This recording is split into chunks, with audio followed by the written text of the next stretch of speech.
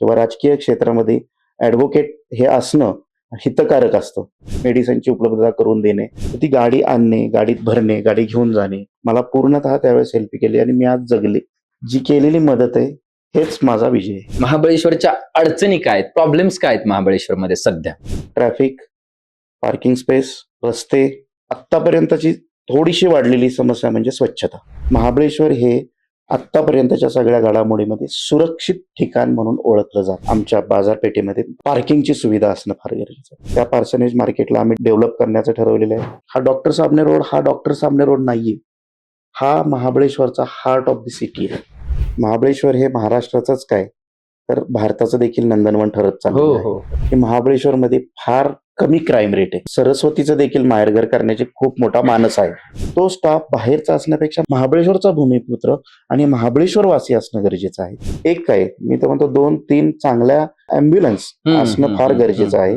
योग्य डॉक्टरची अपॉइंटमेंट होणं गरजेचं आहे.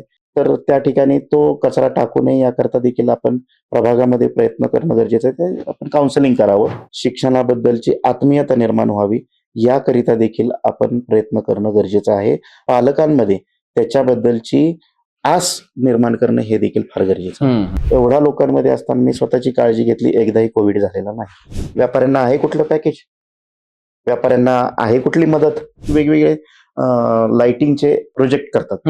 तर ते प्रोजेक्ट आजच्या घडीला गुगलवर आहेत. पाणी मिळणे हा हक्क आहे, पण तो योग्यरित्या मिळणे ही त्या लोकांची प्रतिष्ठा आहे. कोण म्हणणार आहे की मला मार्केटच्या बाजूला नकोय. हॉकर्स झोन निर्माण करून देणे, कुठल्याही व्यसनाच्या अधीन जाण्यापेक्षा तुम्ही स्वतःचं शरीर डेव्हलप करून, स्वतःच्या शरीराला बळकटी निर्माण करून काहीतरी करता येत असेल तर बॉडी बिल्डिंगकडे वळा.